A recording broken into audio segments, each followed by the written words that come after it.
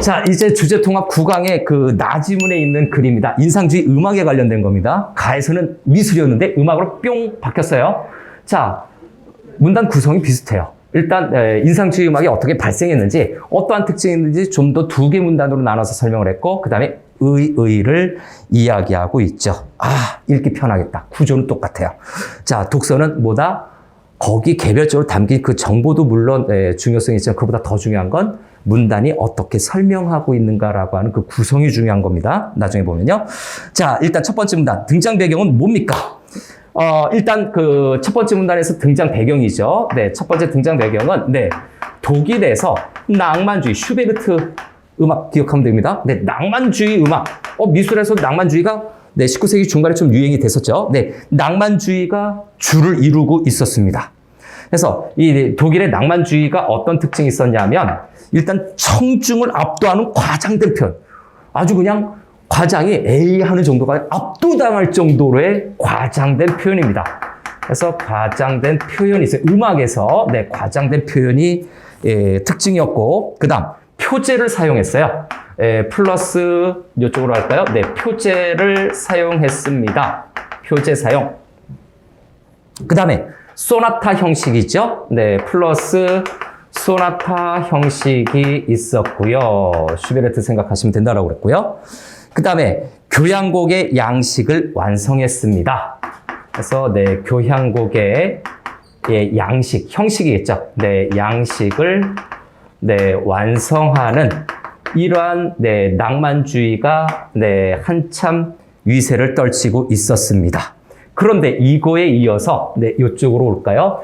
인상주의 음악이 등장하게 됩니다. 그래서 인상주의 음악의 등장과 거기에 따른 그 배경에 대해서 차근차근 또 한번 정리해 볼 필요가 있습니다. 자, 독일에서 저 낭만주의가 한참 위세를 떨치고 있을 때 프랑스에서, 아까 미술도 프랑스였잖아요. 프랑스 음악가들은 그죠? 독일의 낭만주의 우리랑 안 맞아, 이렇게 생각하고 있었던 거예요. 그래서 첫 번째는 프랑스에서 자기들에게 맞는 음악을 찾기 시작한 겁니다. 그죠? 자기들에게 맞는 음악을 찾기 시작한 거예요. 프랑스에서 자신들에게 맞는 진정한 음악을 찾기 시작했다. 진정한 음악을 찾았어요. 이게 모티베이션이 된 거예요. 좀 주체적인 거죠. 자, 여러 가지 시도를 했겠죠. 그래서 이렇게 되는데, 그러면 그렇게 하다 보니까 어떤 특징들로 지금 정리가 되느냐? 즐거움을 따르게 돼요. 음악이 즐거워야 돼요. 즐거움을 따르는 음악을 추구하기 시작을 했고요. 그죠? 그리고 즐거움을 따르고 세 번째로 갈까요? 드뷔시라고 하는 사람이 유명한 또 음악가죠. 드뷔시를 중심으로 해서 음악을 통해 순간의 인상을 표현합니다. 드뷔시를 대표하는 음악을 통해서 인상주의 미술과 같이 순간적인 인상, 순간을 포착해서 전달해주는 그런 음악이 연주가 되기 시작한 겁니다. 그래서 순간의 인상을 음악에 표현을 했다라는 점이죠. 순간의 인상을 표현했습니다. 자, 됐나요? 표현하고. 그 다음에, 계속해서, 플러스로 들어갈까요? 어떤 지성적인 것을 추구하지 않고요. 지성을 추구하지 않고, 감성을 추구해서, 감성으로, 청중을 매료시켰다라고 하는 거죠. 끝났습니다. 인상주의 드뷔시의 음악의 특징은 끝났어요. 그래서 등장 배경 끝. 그죠? 비교적 길게 정리했네요. 다음, 두 번째 문단으로 넘어갑시다. 두 번째 문단은. 그러면 인상주의 음악의 특징이 뭔가? 그래서, 여기 이렇게는 써놓고 가야겠네요. 특징이 둘로 나뉘어졌으니까 특징 첫 번째 필드로 얘기를 해보겠습니다. 자, 그래서 인상주의 음악의 특징이겠죠. 인상주의 음악의 특징은 요걸 좀 써놓고 볼까요?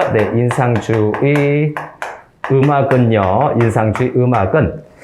기존의 선율과 리듬 구조를 고의적으로 피했습니다. 기존에 계속 추구했었던 낭만주의에서 주로 했겠죠. 네, 기존에 있었던 선율이라든가 네, 리듬을 피했다. 네, 고의적으로 그죠? 리듬 구조죠. 네, 리듬 구조를 피했어요. 아주 고의적으로, 아주 심할 정도로 외면해 버렸습니다. 자, 됐죠? 그러면 인상주의 음악의 특징이 계속 이어지는 건데, 그럼 여기 선율 부분을 좀 체크를 한번 해볼게요. 이 선율 부분에서 자, 그래서 인상주의 음악의 네, 선율 부분에서는 어떤 그 완결된 선을 만들어, 이 음악의 어떤 그 선이 완결된 선을 나타내는 것이 아니에요. 그래서 완결된 선이 아니고 단편적인 모습을 표현했어요. 네, 단편적인 네, 모습으로 나타내서 단편적인 모습일까요? 네, 단편적인 모습으로 표현을 했기 때문에 이 음악에 있어서 뚜렷한 방향성이 없는 네, 방향성이 없는 이 음악이 어떤 방향성을 갖고 있지? 이런 평가를 하기가 좀 애매해서요. 그래서 방향성이 없었습니다. 단편적이에요. 즐겁기는 해요. 그러나 단편적이고 방향성이 없는 선율을 연주했습니다. 그 다음에 세 번째인가요? 인상주의 음악의 특징 중에서 자, 전통적인 화성이 있죠. 화성학 뭐 음악 공부할 때 막 하는 뭐 그런 게 좀 음악하는 친구들 할 텐데 화성의 기능을 지향했습니다. 추구하지 않고요. 네, 거절했어요. 그래서 그럼 대신에 뭐를 했냐? 불협화음을 사용했다라고 하죠. 불협화음. 뭔지 모르겠습니다. 사실은. 음악에 대해서 문외 아니기 때문에. 그러나 우리는 독서를 통해서 충분히 문제 해결을 위해서 읽고 해결할 수 있다. 그래서 불협화음을 사용했어요. 여기서 더 설명해 주지 않는 이상 이 불협화음에 대해서 너무 골똘히 고민할 필요 없습니다. 이거 사용했구나. 결과만 알면 되는 겁니다. 그리고 전통적으로 금기시했던 화성의 구조를 사용했습니다. 전통적으로 금기시했던 네, 화살표에서 한 번 더 들어갈까요? 화성의 기능을 사용하지는 않았지만 네, 화성의 구조, 요거 금기자가 들어가야 되겠는데요. 그냥 화성이 아니라 네, 금기했던 화성의 구조를 사용했습니다. 화성이 여러 개의 구조가 있을 거 아니에요. 그 중에서 이건 쓰면 안 돼! 라는 그 구조를 썼다는 얘기예요. 화성의 기능을 지향을 하긴 했지만 남들이 이렇게 써야 한다는 걸 거부하고 금기시 되어 있던 화성을 사용을 했다. 아주 그냥 그죠? 투철하게 반발하는 정신이 컸었던 거죠. 그 다음에 또 하나는 네, 색채적 효과죠. 네, 색채적 효과를 뭘로? 음악적인 방법으로 표현했습니다. 그래서 네, 색채적 효과를 음악적 방법으로 표현을 했다라는 평가를 받아요. 이 불협화음도 있고 한데 이런 그 음악을 듣다 보면 색채 효과가 마치 귀에 들리는 듯한 그런 느낌이 들었나 봐요. 와, 이런 음악이 있나요? 자, 그리고 네 번째는 앞에서 본 것처럼 전통적인 음계를 거부했습니다. 이 내용을 읽기 전에 아마 5개의 오음과 2개의 반음 어쩌고저쩌고 있을 거예요. 거기에 현혹되지 말고 결과 먼저 보세요. 전통적 음계를 거부하고 반음이 없는 오음계를 사용했습니다. 오음계 사용. 내가 문제 출제자라면 여기에서 3점짜리 문제 하나 낼 거예요. 정답은 이거예요. 전통적 음계에서는 그럼 뭐를 사용했는데 5개의 오음과 2개의 반음을 사용했어요. 그런데 오음계를 사용했었던 인상주의 음악은 어떻게 됩니까? 반음이 없어요. 그래서 5개의 오음은 있습니다. 이거 지문에 없는 내용이죠. 5개의 오음은 사용했지만 2개의 반음 저걸 싹둑 없애버렸습니다. 2개의 반음이 없어요. 반음이 아예 없어요. 얘네들은 오음계를 사용했기 때문에 네, 전통적인 음계의 차이점, 반음이 없다. 두 개 반음이 빠져 있다. 자, 됐습니까? 네. 그래서 두 번째 문단 정리 끝. 여기에서 아마 보기, 박스 매기는 문제, 이해 문제 낼 수 있는 부분이에요. 다음, 세 번째 문단으로 갑시다. 그러나 얘가 작품 전체 주제 아니죠. 여러분들이 푸는 그 3점짜리 문제, 보기 문제는 이러한 부분에서 차이점이 명확한 부분에서 숫자가 있으면서 식이 있으면서 과정이 있으면서 결과가 명확한 이런 내용에다가 함정을 파서 보기를 만듭니다. 이 부분, 네, 보기 문제고요. 다음, 네, 그죠? 네, 세 번째 문단으로 좀 넘어가죠. 다음, 세 번째 문단. 자, 여기도 네, 특징, 네, 두 개로 나눠서 했다니까, 네, 특징 2예요. 저기 하는 것처럼, 인상주의 음악의 특징 두 번째. 그죠? 네, 세 번째 문단으로 넘어가겠습니다. 인상주의 음악, 여러 가지 그 본론 내용을 보니까, 네, 독일의 낭만주의가 첫 번째 문단에서 청중을 압도하는 과장된 표현을 쓴다라고 그랬죠. 그래서 여기에서 인상주의 음악은요, 인상주의 음악은 과장된 표현을 쓰지 않습니다. 과장된 표현을 쓰지 않아요. 그 다음에 악기의 음색적 특징을 부각합니다. 그래서 과장된 표현을 쓰지 않는다. 악기의 음색적 특색이죠. 음색적 특색을 악기의 음색적 특색, 특징? 네, 특징으로 되어 있군요. 네, 음색적 특징을 부각시킨다. 강조하는 거예요. 띄우는 거예요. 플러스 더 있어요. 하나 더. 부각시키면서 현악기, 금관악기 사이에 음색적 대비를 꾀합니다. 그래서 음색적 대비. 근데 음색적 대비를 추구하는 건데 음색적 대비를 추구하는 악기가 어떤 악기였다고? 목관악기, 현악기, 그죠? 목관악기, 관으로 되어 있는 거. 그 다음 줄, 띵띵띵띵 있는 뭐 바이올리나 뭐 하프 같은 거 있죠? 그 다음에 트럼펫 같은 금관악기, 목현금, 키보드로만 익혀두면 됩니다. 이거는 윗글의 설명으로 알맞지 않은 것은 1, 2, 3, 4, 5번에서 사실적 내용 배치할 때 저거 악기 하나 비틀 수 있어요. 아니면 가는 뭐뭐, 가와 달리 나는 뭐뭐 이런 식으로 문제 들어갈 때 이런 내용 들어갈 수 있습니다. 네, 그래서 좀 체크를 한 거고요.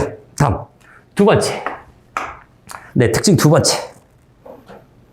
자, 현악기 위주의 전통적인 오케스트라 편성이 있었어요. 그동안은 오케스트라는 현악기가 중심이 됐었는데, 네, 그러나 인상주의 음악은 목관악기와 하프의 사용이 두드러졌습니다. 그래서 두 번째, 네, 여러 가지 아까는 목관악기, 전통적인 음악은 현악기, 바이올린이라고 생각하면 되겠죠. 바이올린 중심이었는데 목관악기 중심으로 바뀌었습니다. 그래서 목관악기와 플러스 네, 하프에 대한 사용이 많아졌고요. 네, 많아졌고요. 그 다음에 다양한 타악기를 사용해서 다채로운 음색을 만들었습니다. 그래서 다양한 네, 때리는 악기죠. 네, 타악기. 뭐 북이라든가 콘트라베이스 뭐 이런 거겠습니다.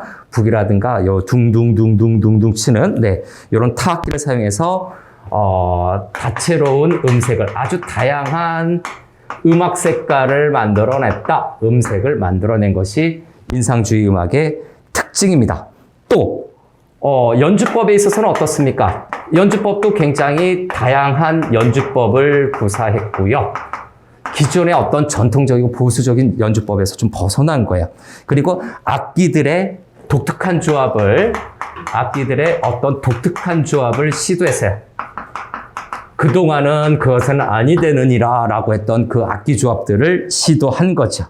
그래서 네, 이 모든 게 다 뭐라고요? 다채로운 음색을 만들어낸 겁니다. 이걸 통해서 다양한, 네, 여기 있구나. 그죠? 이 모든 것이 바로 다채로운 음색을 만들어내는 한 방법이었습니다. 사실 요 3번과 4번은 같은 내용으로 묶어도 되는 거죠. 끝났어요. 세 번째 문단. 이제 마지막 문단 의 정리하고 구강 마무리합니다. 네 번째 문단. 3단. 자, 인상주의 음악의 의입니다. 그래서 똑같이 앞에 가짐과 마찬가지로 첫 번째는 네, 19세기 말이죠. 19세기 말 어디입니까? 네, 유럽의 음악계의 특징이 무엇인지를 언급하고 있네요. 자, 낭만주의 대표적 음악, 바그너네요. 네, 에서 낭만주의가 압도적이었습니다. 낭만주의. 압도적이었어요. 여기에 관련된 작가, 네, 바그너였고요. 슈베르트라고 아까 얘기했나? 네, 바그너였고요. 음악에 압도당한 채 그 영향 아래에 있었습니다. 영향 아래에 있었어요. 그런데 인상주의 음악의 의의는요. 네, 의의는 뭘까? 저런 강력한 낭만주의 그 영향에서 네, 기존의 음악적 질서를 거부한 거죠. 기존의 음악 질서를 거부하고 이게 창의적인 정신으로 나아갈 수 있는 하나의 태도가 되지 않습니까? 거부해서 새로운 작곡법을 시도하게 됩니다. 그래서 네, 새로운 작곡법 시도 새로운 거구나. 그 다음에 20세기 근대 음악, 지금 우리가 현재 사용하고 있는 음악의 근본을 제시해 준 거야. 그래서 뭡니까? 새로운 근대 음악에 근대 음악 확립에 영향을 준 것으로 의의가 마무리됩니다. 자, 그래서 9강 마무리합니다.